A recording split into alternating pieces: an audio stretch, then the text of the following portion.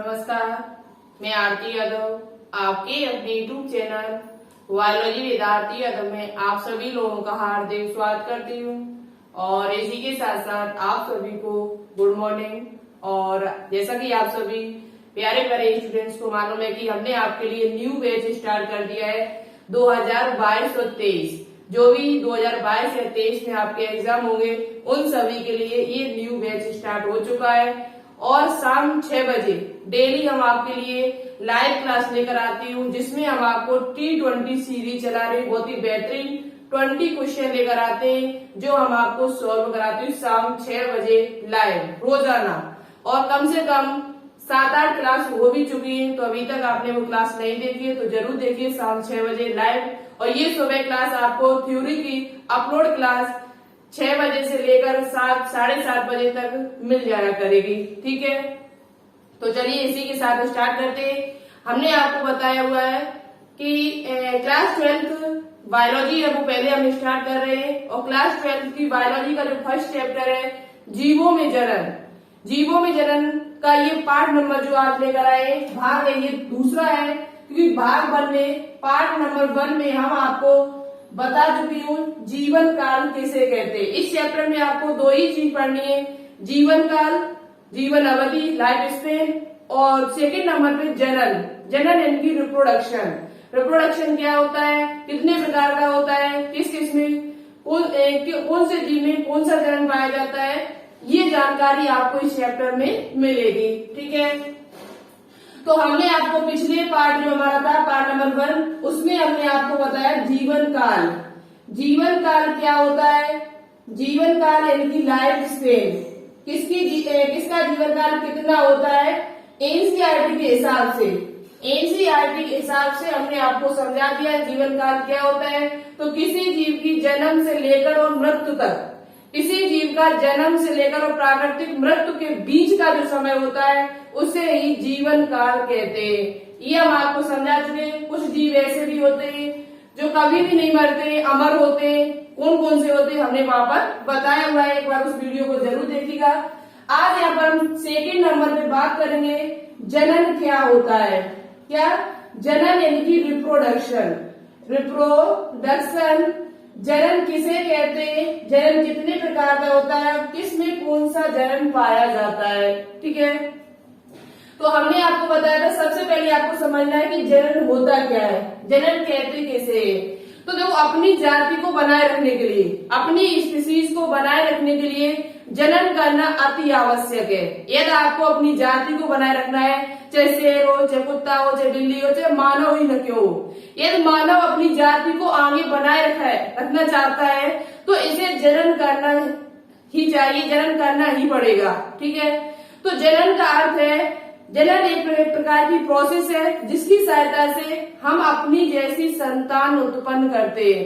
अपनी जैसी संतान उत्पन्न करने की जो क्रिया है उसे ही जनन कहा जाता है। क्या कहा जाता है, अब किसी जीव के द्वारा, किसी जीव के द्वारा, किसी जीव के द्वारा, किसी जीव के द्वारा अपनी जैसी, कैसी, अपनी जैसी, बिल्कुल अपनी जैसी संतान, अपनी जैसी संतति या संतान, संतान कह सकते हो, संतति कह सकते हो, संतान उत्पन्न करने के लिए, उत्पन्न करना, उत्पन्न करना, उत्पन्न करना क्या कहलाता है, जनन कहलाता है। क्या कहलाता है, जनन। समझ चुके होंगे और बहुत ही परिभाषा आप पहले से भी पढ़ते आ रहे होंगे, ज्यादा समझाने की कोई बात भी नहीं है इसमें। जनन क्या है, अपनी जाति को बनाए रखने के लिए, यदि अपनी जाति को आपको बनाए रखना है तो जनन करना अति आवश्यक है। अपनी जैसी, किसी जीव के द्वारा अपनी जैसी संतान उत्पन्न करने की क्रिया को ही क्या कहा जाता है, जनन कहा जाता है। अब जनन जो है वो आपका 2 प्रकार का है। जनन जो है, जनन के जो टाइप है वो आपके जनन की विधियां कह दो, मेथड ऑफ जनन की विधियां। जनन जो होता है वो 2 प्रकार से होता है। कितने प्रकार से, 2 मेथड्स ऑफ रिप्रोडक्शन। जनन जो है वो आपका कितने प्रकार का होता है, 2 प्रकार का होता है। ठीक है, दो प्रकार से जनन आपका हो सकता है। आपने पढ़ा भी होगा क्लास 12 बायोलॉजी, जब आपने क्लास 12 किया होगा तब आपको पढ़ाया गया होगा कि जनन जो है वो दो विधियों से होता है, दो प्रकार का होता है। एक आपका होता है कौन सा, एक आपका है फर्स्ट सेकेंड। फर्स्ट आपका है अलैंगिक जनन। कौन सा है, अलैंगिक जनन। अलैंगिक जनन जिसे इंग्लिश में कहा जाता है एसेक्सुअल रिप्रोडक्शन, ठीक है। दूसरा आपका है लैंगिक जनन, लैंगिक जनन जिसे इंग्लिश में कहा जाता है सेक्सुअल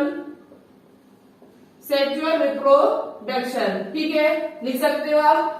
जनन की दो विधियां हैं, एक आपका अलैंगिक जनन और एक आपका कौन सा है, लैंगिक जनन। अब इनमें बहुत ही बेहतरीन तरीके से समझेंगे कि अलैंगिक जनन क्या होता है और लैंगिक जनन क्या होता है। देखो सबसे पहले हम बात करेंगे यहाँ पर अलैंगिक जनन की। लैंगिक जनन आपको बाद में बताया जाएगा, लेकिन थोड़ा हम यहाँ पर समझाने की कोशिश करेंगे, फिर उसके बाद लैंगिक जनन हम आपको डिटेल से बताएंगे नेक्स्ट वीडियो में। सबसे पहले हम बात करेंगे अलैंगिक जनन होता क्या है। अलैंगिक जनन में हमेशा याद रखना, इसमें एक जनक की सहायता से, एक जनक की सहायता से यदि नए जीव का निर्माण हो रहा है, नई संतान का निर्माण, संतान उत्पत्ति हो रही है, तो इसे कहा जाएगा अलैंगिक जनन। क्या कहा जाएगा, अलैंगिक जनन। अलैंगिक जनन में हमेशा याद रखना एक जनक की आवश्यकता पड़ती है। अलैंगिक जनन में हमेशा याद रखना कि एक जनक की आवश्यकता पड़ती है, जबकि लैंगिक जनन में दो जनकों की आवश्यकता पड़ती है। लेकिन यहाँ पर भी आपका एक अपवाद है, एक जनक के द्वारा भी लैंगिक जनन हो सकता है। कैसे, ये हम आपको आगे बताएंगे। दूसरी बात यहाँ पर हम आपको लिखते बताते हुए चलेंगे। सबसे पहले बात करेंगे अलैंगिक जनन की। किसकी बात करेंगे, अलैंगिक जनन क्या होता है और इसकी क्या विधियां हैं, बहुत ही डिटेल से बताते हुए, यानी जो भी पॉइंट आपकी एनसीईआरटी बुक में दिए हुए हैं वो सभी पॉइंट बताते हुए चलेंगे, ठीक है। एनसीईआरटी बुक में जो भी पॉइंट दिए हुए वो सभी बताते हुए चलेंगे।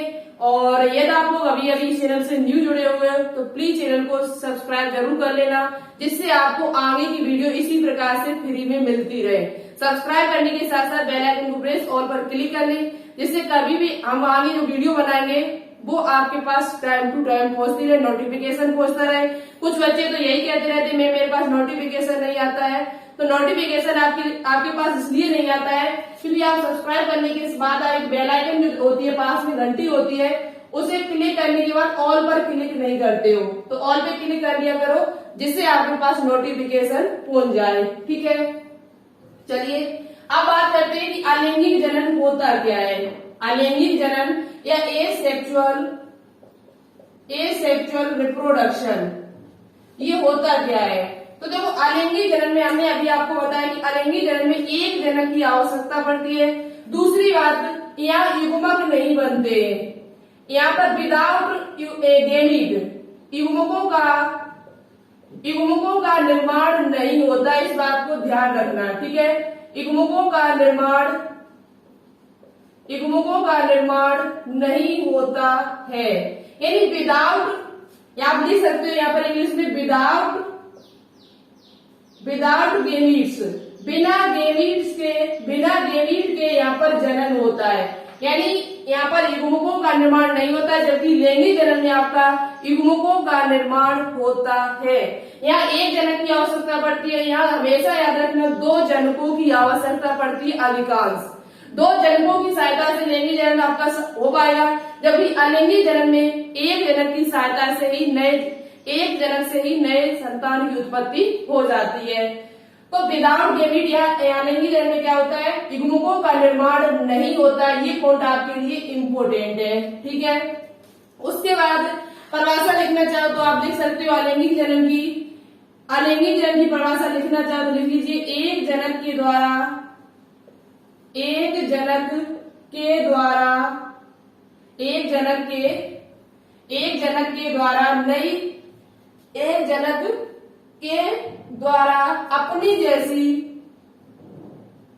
अपनी जैसी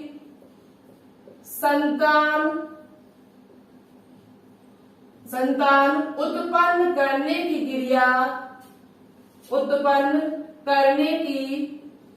क्रिया को या प्रोसेस को क्या कहते हैं? अलैंगिक जनन कहते हैं। क्या कहते हैं? अलैंगिक जनन, अलैंगिक जनन कहते हैं। ठीक है, यहाँ पर हमेशा याद रखिए, ये क्वेश्चन भी पूछा जाता है कि यह एक जनक के द्वारा अपनी जैसी संतान उत्पन्न करने की क्रिया को अलैंगिक जनन कहते हैं। और इस जनन में उत्पन्न संतान जो होगी वो अपने जनक के एकदम समान होती है। यहाँ पर आप पॉइंट लिख सकते हो कि इस जनन में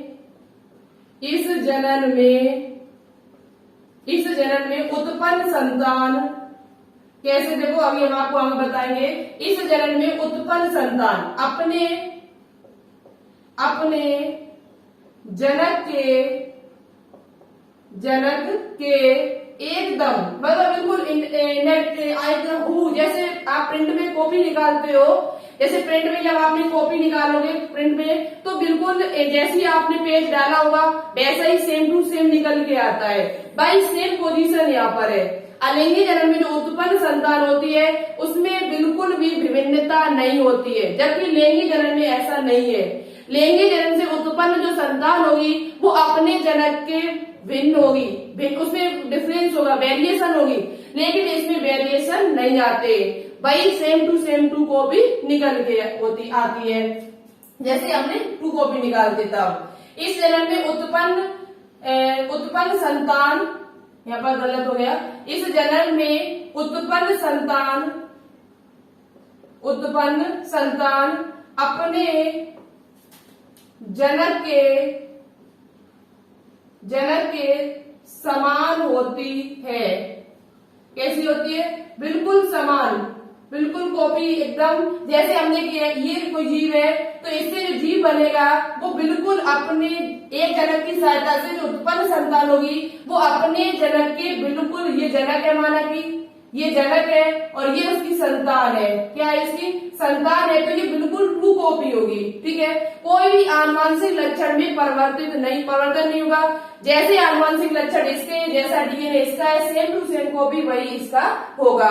ठीक है, आगे हम आपको बता रहे हैं, तब तक आप स्क्रीनशॉट लेना चाहे तो ले लीजिए, फिर उसके बाद हम इसे साफ करेंगे।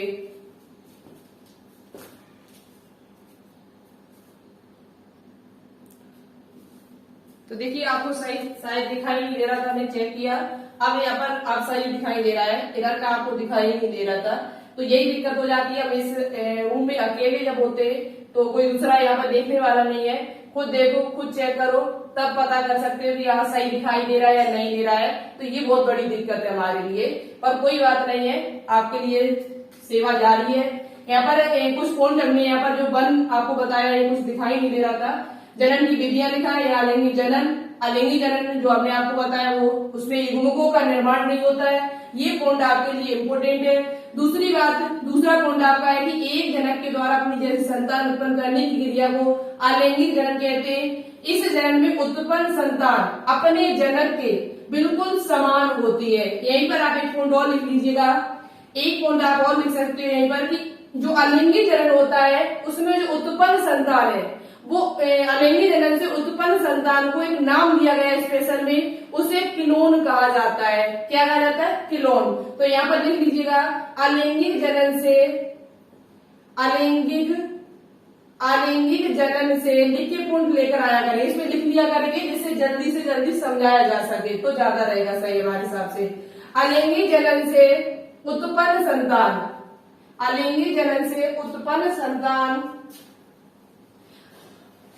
अलैंगिक जनन से उत्पन्न संतान को, अलैंगिक जनन से उत्पन्न, देखो बहुत दिन हो गए मार्कर चलाया नहीं तो इसलिए थोड़ा आदत और नहीं है, लगातार चलाते रहेंगे तो और अच्छा कर सकेंगे हम भी। ठीक है, प्रैक्टिस करने से ही चीजें, चाहे कितनी प्रैक्टिस आप पहले से कितने भी पढ़ाने वाले हो, और अच्छे यदि आपने 2-3 महीने के लिए पढ़ाई छोड़ दी है, बोर्ड पर नहीं पढ़ाया तो बहुत स्लो हो जाओगे आप। ठीक है, हाथ जो है वो काम नहीं करते सही से, लेकिन लगातार 4-5 दिन जो आएंगे पढ़ाएंगे इस पर, वैसे ही काम करना सही हो जाए, फिर आप ये अच्छे से काम करेंगे। ठीक है, इनको भी पता होता है, ये भी आलस में रहते हैं। अलैंगिक जनन से उत्पन्न संतान को, अलैंगिक जनन से उत्पन्न संतान होती है उसे क्लोन कहा जाता है। क्या कहा जाता है? ये पॉइंट आपके लिए इम्पोर्टेंट है। अलैंगिक जनन से उत्पन्न संतान को क्लोन, या इंग्लिश में कहा जाता है, हिंदी में कहा जाता है पूर्वजक। पूर्वजन्म कहा जाता है। क्या कहा जाता है? अलिंगी जनन से उत्पन्न संतान को एक नाम दिया गया है क्लोन। क्या नाम दिया गया? क्लोन कहा जाता है। ये पॉइंट आपके लिए इंपॉर्टेंट है बहुत ज्यादा, ये वाला, इसे जरूर नोट डाउन करना कॉपी पर। अलिंगी जनन से उत्पन्न संतान को क्लोन या पूर्वजन्म कहा जाता है। एक पॉइंट और आप यहाँ याद कर सकते हो, यहाँ पर दिखाई दे रहा है नहीं दे रहा, थोड़ा देख ले आओ, उसके बाद दिखाई दे रहा है थोड़ा। अलिंगी जनन से उत्पन्न संतान को क्लोन या पूर्वज कहा जाता है। एक पॉइंट आप यहाँ पर और लिख सकते कि जनक तथा संतति के बीच जो आनुवंशिक पदार्थ और लक्षण होते हैं उसमें कोई अंतर नहीं होता है। जनक और उसका जो भी संतान उससे उत्पन्न होगी उसमें जो भी आनुवंशिक लक्षण होंगे और जो भी लक्षण हो, जो भी आनुवंशिक पदार्थ या लक्षण, आनुवंशिक पदार्थ और जो लक्षण होंगे वो बिल्कुल कैसे होंगे? आनुवंशिक पदार्थ, ये पॉइंट भी आप लिख सकते हो कि अलिंगी जनन से जो उत्पन्न संतान है और वो जनक है उसमें आनुवंशिक लक्षण, आनुवंशिक पदार्थ, आनुवंशिक पदार्थ जो भी होगा उसका डीएनए वो और साथ ही साथ लक्षण वो बिल्कुल समान होते। वही बात है जो यहाँ पर हमने लिखी है, जनक के समान होते, तो ये बिल्कुल समान होगा आपका। ठीक है, इतनी बात आपको समझ में आ गई है। अब हम बात करेंगे यहाँ पर अलिंगी जनन की विधियां। हमने आपको बताया कि अलिंगी जनन है वो कई विधियों से संपन्न होता है। अलिंगी जनन की विधि में हमारा मेथड ऑफ सेक्सुअल रिप्रोडक्शन, जिसमें आपके जो इम्पोर्टेंट प्रकार है जो आपकी एनसीईआरटी बुक में भी दिए हुए हैं। सबसे पहले आता है अलिंगी जनन का पहला प्रकार है विखंडन, यानी कि बाइनरी फिशन। बाइनरी फिशन के बाद आपका आता है बीजाणु जनन। क्या होता है हम आपको आगे बताते हुए चलेंगे। बीजाणु जनन यानी कि स्पोरुलेशन, उसके बाद आपका मुकुलन यानी कि बर्डिंग, चौथा आपका है खंडी भवन यानी कि फ्रेगमेंटेशन, उसके बाद आपका है पुनरुद्भवन यानी कि रीजनरेशन, उसके बाद आपका है कायक प्रवर्धन या कायक प्रजनन। कायक प्रवर्धन को कायक प्रजनन कहा जाता है, जिसे इंग्लिश में कहा जाता है वेजिटेटिव रिप्रोडक्शन। इतनी विधियों से आपका अलिंगिक जनन होता है। क्या होता है? अलिंगिक। मैंने पहले ही बता दिया कि अलिंगी जनन में एक जनक की आवश्यकता पड़ेगी। कितने जनक की? एक जनक के द्वारा ही नए जीव का निर्माण हो जाएगा। नई संतान जो उत्पन्न होगी वो एक जनक से ही होगी। किससे होगी? एक से। तो एक जनक से उत्पन्न संतान को क्या कहते हैं? अलिंगी जनन कहते हैं। अलिंगी जनन है वो कई प्रकार से होता है। विखंडन, बीजाणु जनन, मुकुलन, खंडी भवन, पुनरुद्भवन, कायक प्रवर्धन या कायक प्रजनन। ये आपको सभी याद कर लेने। ये जो आपका है विखंडन, बीजाणु जनन, मुकुलन, खंडीभवन और पुनरुद्भवन, ये अधिकांश जो होता है वो सामान्य जीवों में, जो सामान्य जीव होते हैं, छोटे छोटे जीव है आपके, जो सामान्य जीव है, सरल प्रकार के सामान्य जीवों में पाया जाता है। ठीक है, सामान्य जीवों में पाया जाता है। जबकि कायक प्रवर्धन या कायक प्रजनन, ये जो अलिंगी जनन की विधि है वो पादपों में पाई जाती है। पूछा जाता है कि पादपों में अलिंगी जनन की जो विधि है कायक प्रजनन या अलिंगी जनन, पादपों में कौन सी विधि है जिसके द्वारा नए एक जनक की सहायता से नए संतान का उत्पन्न हो सकता है? कौन सी अलिंगी जनन की कौन सी विधि है जो पादपों के लिए यूज की जाती है? वो आपकी है कायक प्रवर्धन या कायक प्रजनन। तो ये यहाँ पर आप लिख सकते हो पादपों में होता है। ये कहाँ पर होता है? पादपों में। ठीक है, प्लांट्स में। ये कायक प्रजनन या कायक प्रवर्धन है वो अलिंगी जनन जो आपका है ये पादपों में पाया जाता है। जो भी कुछ पादप ऐसे होते हैं जो अलिंगी जनन की सहायता से ही नए पादप का निर्माण कर लेते हैं। ठीक है, बिना बीज की सहायता से। तो ये आपका विखंडन हुआ। ये 4-5 प्रकार के, 1 2 3 4 5 6 प्रकार का होता है। ठीक है, अलिंगी जनन को यहाँ पर हमने 6 प्रकार में बांटा हुआ है। अब सबसे पहले हम बात करेंगे विखंडन की। विखंडन क्या होता है? तो देखो विखंडन भी आपका उसके भी प्रकार है। विखंडन जो होता है वो 2 प्रकार का होता है। कितने प्रकार का? 2। एक आपका होता है द्विविखंडन। क्या होता है? द्विविखंडन, इसे इंग्लिश में कहा जाता है बाइनरी फिशन कहा जाता है। इसके भी प्रकार है, अभी हम आगे बताएंगे। और एक आपका होता है बहुविखंडन। सबको एक एक करके हम डिटेल से आपको समझाते हुए चलेंगे जिससे आपको समझ में आ जाएगा। बहुविखंडन यानी जिसे कहा जाता है मल्टी फिशन। ठीक है, विखंडन 2 प्रकार से होता है, द्विविखंडन, बहुविखंडन। द्विविखंडन क्या होता है? जब कोई जीव 2 बराबर भागों में बट जाए। द्वि का मतलब क्या है? 2 द्वि से संबंधित क्या हो जाएगा, दो भागों में। बाइनरी यानी दो भागों में बट जाना।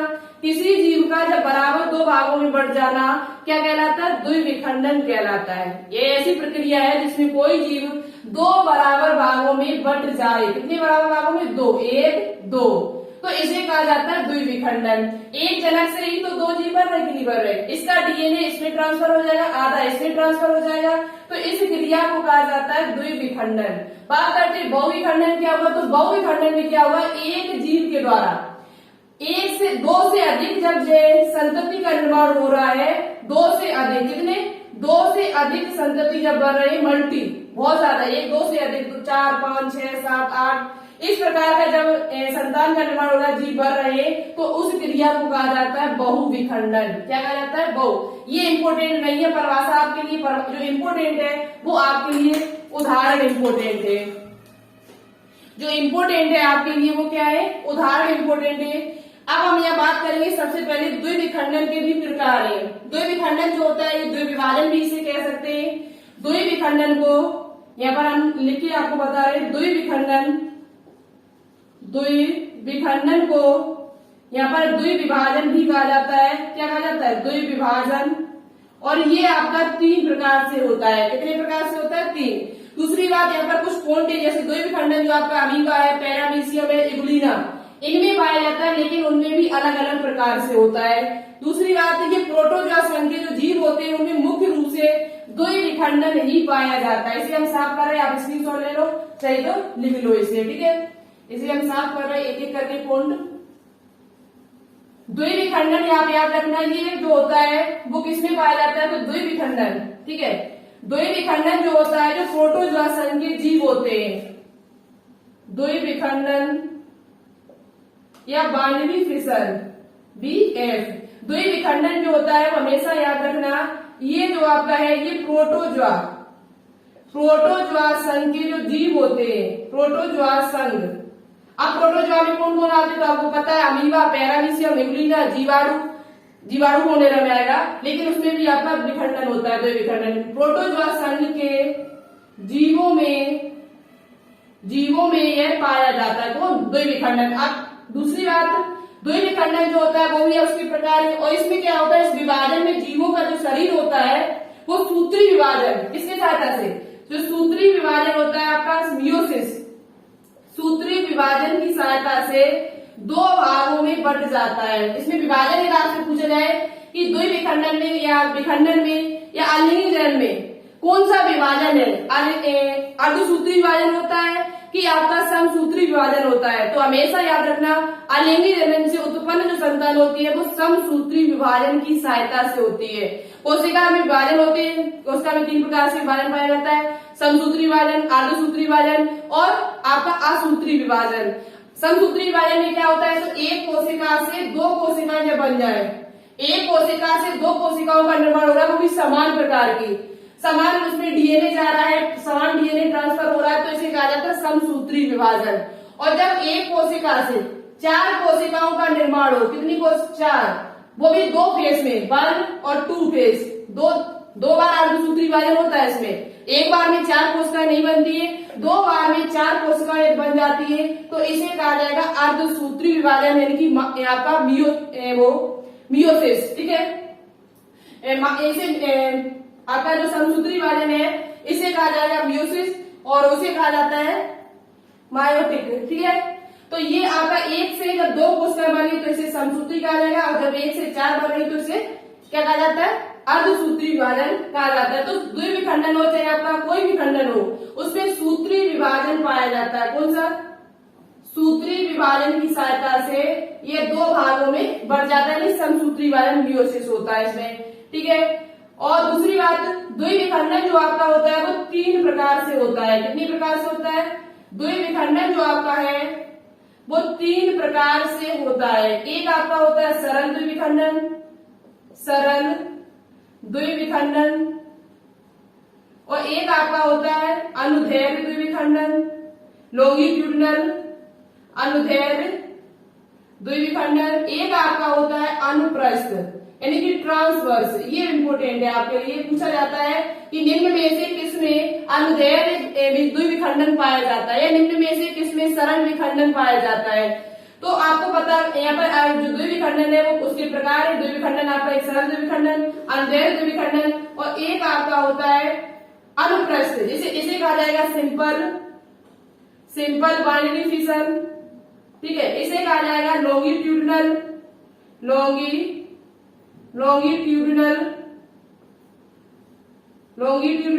बाइनरी फिशन, और इसे कहा जाएगा ट्रांसवर्स। क्या कहा जाएगा? ट्रांसवर्स बाइनरी फिशन, ठीक है। दिख रहा है आपको कि नहीं दिख रहा है? एक बार चेक कर ले। दिख रहा है, ठीक है। देखो यहाँ पर आपको पढ़ना है कि द्विविखंडन जो है वो आपका 3 प्रकार से होता है, सरल द्विविखंडन, अनुदैर्घ्य द्विविखंडन और अनुप्रस्थ द्विविखंडन। सरल विखंडन किसमें पाया जाता है? तो जो आपका अमीबा है, क्या है आपका जो अमीबा है, इसको दाढ़ आपको याद करनी है और कुछ नहीं यहाँ पर याद करने। सरल का मतलब है जिसमें कोई निश्चित दिशा ना हो, किसी भी दिशा में विभाजन हो उसका। जैसे अमीबा आपका होता है, अमीबा का आकार निश्चित तो होता नहीं है। अब इसका विखंडन ऐसे भी हो सकता है, ऐसे भी हो सकता है, ऐसे भी हो सकता है, यानी कोई दिशा निश्चित न हो, किसी भी दिशा से उसका विखंडन हो रहा है, 1 से 2 अमीबा बढ़ रहे हैं यदि, तो उसे कहा जाएगा सरल द्विविखंडन। क्या कहा जाएगा? सरल द्विविखंडन, जिसमें कोई दिशा की आवश्यकता नहीं पड़ती। अब सरल द्विविखंडन पाया किसमें जाता है? तो ये आपका अमीबा में पाया जाता है। किसमें पाया जाता है? अमीबा, जिसे जो प्रोटोजोआ संघ का एक जीव है, ठीक है। अब बात करते हैं अनुदैर्घ्य क्या है, लॉन्गिट्यूडिनल क्या है। अनुदैर्घ्य को हम लंबवत भी कह सकते हैं, अनुदैर्घ्य को लंबवत भी कह सकते हैं, जिसमें लंब यानी एक अनुदैर्घ्य तरीके से विखंडन हो रहा है, 2 भागों में बट जाता है अनुदैर्घ्य से, तो उसे कहा जाएगा अनुदैर्घ्य द्विविखंडन। ये जो होता है वो किसमें पाया जाता है? तो ये इगुलिना में पाया जाता है। किसमें पाया जाता है? इगुलिना में, ठीक है। अभी हम आपको चित्र की सहायता समझा। अनुप्रस्थ पूछा जाए आपसे तो ये पैरामीशियम में पाया जाता है। किसमें पाया जाता है? जो आपका अनुप्रस्थ होता है, अनुप्रस्थ जो है वो आपका पैरामीशियम में पाया जाता है। किसमें पाया जाता है? पैरामीशियम में। तो आपसे पूछा जाए कभी भी कि पैरामीशियम में किस प्रकार का द्विविखंडन है, तो द्विविखंडन वो भी उसमें किस प्रकार का? अनुप्रस्थ प्रकार का। अनुप्रस्थ क्या होता है? तो जैसे इगुलिना आपका ये है, क्या है आपका? ये इगुलिना है। इगुलिना में दो कशालिका होती है, 2 फ्लैजिला होते हैं, एक बड़ी फ्लैजिला होती है, एक छोटी होती है, ठीक है। जब ये लंबवत, हम आपको समझा देते हैं, आपको थ्योरी तो करनी नहीं है, सब समझना है कि जब लंबवत ये 2 भागों में बट जाए, कैसे? जब इसका विभाजन लंबवत 2 भागों में हो जाए, 2 भागों में बट जाए लंबवत तरीके से, तो इसे कहा जाएगा अनुदैर्घ्य। क्या कहा जाएगा? अनुदैर्घ्य। और पैरामीशियम आपने देखा होगा, पैरामीशियम का आकार कुछ चप्पल की तरह होता है। कैसा होता है? चप्पल की तरह होता है। इसमें 2 केंद्रक होते हैं, एक बड़ा केंद्रक होता है, एक छोटा केंद्रक होता है, एक गुरु केंद्रक होता है, एक लघु केंद्रक होता है। 2 केंद्रक पाए जाते हैं पैरामीशियम में, जो प्रोटोजोआ संघ का जीव है और प्रोटिस्टा जगत से संबंधित है। अब इसमें क्या होता है? अनुप्रस्थ होगा। तो जब ये ऐसे इस प्रकार से विभाजित हो, अनुप्रस्थ और ट्रांसवर्स जब ये विभाजित हो जाए, तो इसे कहा जाता है अनुप्रस्थ द्विविखंडन। क्या कहा जाता है? अनुप्रस्थ द्विविखंडन। जब इस प्रकार से विभाजन हो तो अनुप्रस्थ होगा, जब लंबवत हो तो अनुदैर्घ्य होगा, और किसी भी दिशा में कहीं से भी कैसे भी विभाजन हो जाए तो इसे कहा जाएगा सरल द्विविखंडन। क्या कहा जाएगा? सरल द्विविखंडन। तो ये बात आपको समझ में आ गई होगी, द्विविखंडन कितनी प्रकार से होता है और किसमें कैसा पाया जाता है। नोटबुक पे नोट डाउन जरूर करना, इसमें हमेशा याद रखना लिंगीकरण में समसूत्री विभाजन होता है। कौन सा विभाजन होता है? समसूत्री, जिसकी सहायता से एक जीव 2 भागों में बट जाएगा, लेकिन उसका जो डीएनए होता है वो बिल्कुल समान होगा। इसका डीएनए जो होगा वही इसका डीएनए होगा, वही इसका डीएनए होगा, ठीक है। ये आपको समझ में आ चुका होगा। अब बात करेंगे आगे। नेक्स्ट आपका है बीजाणु जनन। क्या है आपका? बीजाणु जनन क्या होता है, कैसे जनन होता है, उसके बाद आगे एक एक करके आपको बताते हुए चलेंगे।